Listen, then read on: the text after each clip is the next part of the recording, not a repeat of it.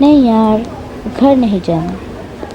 बस ऑफिस का एक छोटा सा काम था।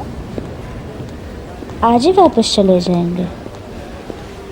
हाँ चलो, कल ऑफिस में मिलते हैं। बाय। भैया जी, एक चाय कितने का है? ये लो बेटी, 10 हुए। ये लीजिए। शुक्रिया। अरे यार, कब आएगी ये ट्रेन? कल काम के लिए लेट पहुंचे तो मेरी खैर नहीं। उफ यार। हेलो, सलाम अब्बू। हम बस एक छोटे से काम के लिए आए थे। नहीं अब्बू, हमें काम है कल। हम घर नहीं आ सकते। जिद मत कीजिए अब्बू, हमें कोई शौक नहीं है घर आने का। वही मनहूसियत देखो हर बार। हाँ अब्बू, ट्रेन आ गई है। खुदा हाफिज। हर बार एक ही नाटक। घर आ जाओ। जाके क्या देखो, कोई किसी से बात ही नहीं करता। कबीर, तुम यहाँ? क्यों, चौंका दिया ना तुम्हें? तुम कहाँ हो? क्या करते हो? हर फंक्शन में सभी पूछते हैं कबीर कहाँ है। तुम तो गायब ही हो गए यार। क्या हाल है, कुछ तो बताओ। धीरे धीरे सब बताते हैं नाजो। तो सुनो, हमें तो पढ़ना था आर्ट्स, लेकिन अब्बू तो मानने वालों में से नहीं थे। बोले कि मौलवी का बेटा मौलवी ही बनेगा। तो तुम भाग गए। जब तुम गायब हुए ना पिछले साल, सब कितने डर गए थे। उफ, रोना धोना। तो उसके बाद क्या हुआ? कहाँ रहे? क्या किए? हम तो गए दिल्ली, वहां एक खोली किराए पे लिए। अब दिल्ली का कोना कोना गए नौकरी तलाशने में, तो एक मिला भी। वजीर बोला कि कॉल सेंटर में एक 5 घंटे का शिफ्ट है, पर उस नौकरी के लिए काफी कंपटीशन है। बोला कि 10 लाख लेके आओ तो नौकरी तुम्हारी। उसके बाद?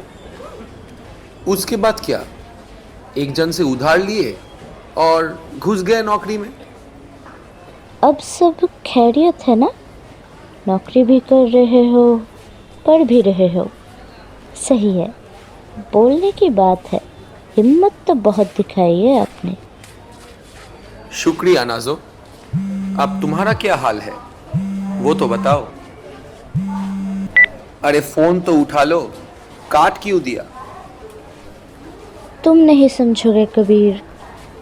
वो लोग हमेशा लड़ते रहते हैं। घर जाओ तो लगता है कोई मर गया है। कब्रिस्तान से भी शांत और मनहूस है वो घर। तुम भी ना कभी सुधरोगी नहीं। पर कॉल क्यों कर रहे हैं? अरे वही, घर आ जाओ। तुम्हारी याद आ रही है। आखिरी बार 1 साल पहले देखे थे। प्यार तो तुम्हें सचमुच बहुत करते हैं तुम्हारे अम्मी अब्बू। वो तो है, पर सच में जाने का मन नहीं करता। जब भी उनके लड़ने की यादें आती है ना, तो कहीं ना कहीं उनको नफ़रत करने लगती हो। नफ़रत करती हो कि मेरा बचपन ऐसा क्यों था। मेरे अब्बू अम्मी बाकी के जैसे खुश क्यों नहीं थे। इसलिए नहीं जाना चाहते, मानो या ना मानो। उनके नफ़रत ने मुझे काफ़ी ठेस पहुंचाई है।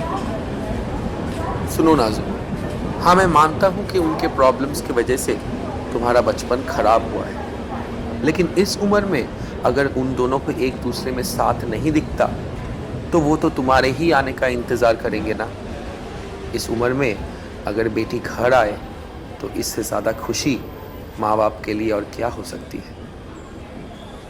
दोनों ही निकाह से पहले किसी और को चाहते थे।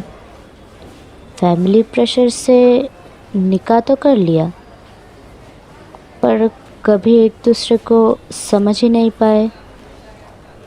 हमें कभी वो अब्बू अम्मी मिले ही नहीं जो मेरे दोस्तों को मिले।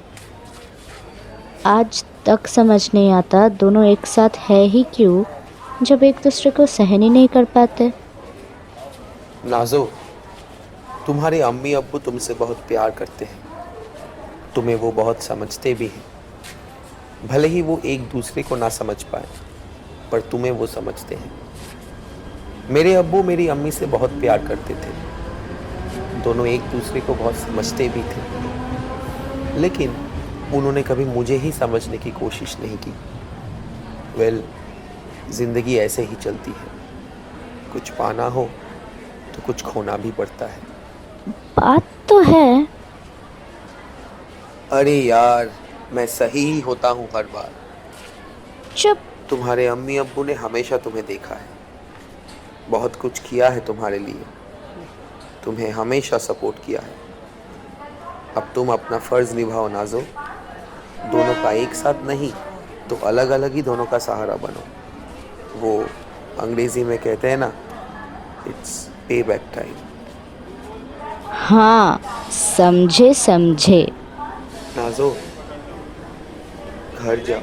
मेरी ट्रेन है, कल मंडे है, काम है मेरे को। देख नाजो, 1 साल नहीं गई है तू घर, अब घर जा सबको मिलने। इमोशनल मत क्या करो तुम नहीं आओगे? तुम जाओ, हम भी आएंगे, बहुत बातें बाकी हैं तुमसे, सब बताएंगे। अब जाओ। अच्छा चलो, जाके सरप्राइज करते हैं दोनों को। तुम आओगे ना शाम को? प्रॉमिस? प्रॉमिस। जाओ अब।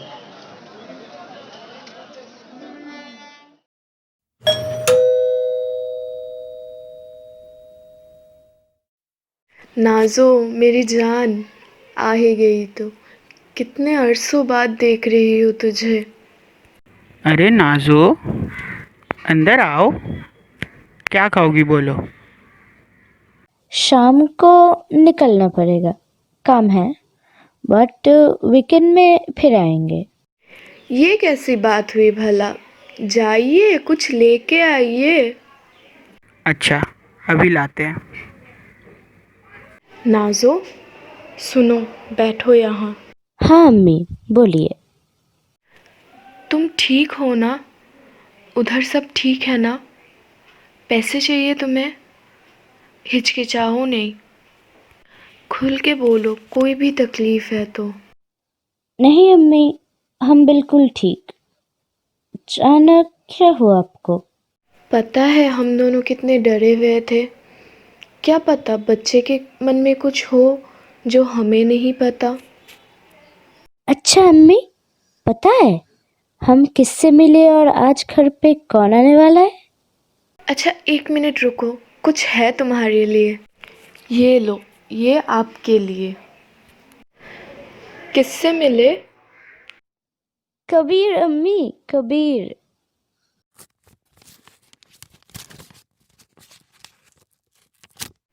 हाँ, उसी का खत है। क्या? वो खत कब से लिखने लगा हमें? पता नहीं बच्चे के साथ क्या हुआ होगा। शायद कबीर ने किसी से पैसे उधार लिए थे और चुका ना सका। उन लोगों ने, हम लोग डर गए थे, ना तुम्हें कुछ बता पाए ना किसी और को। और अम्मी, ये कैसे? अभी तो। पढ़ लेना, उसका आखिरी खत तुम्हारे नाम ही था।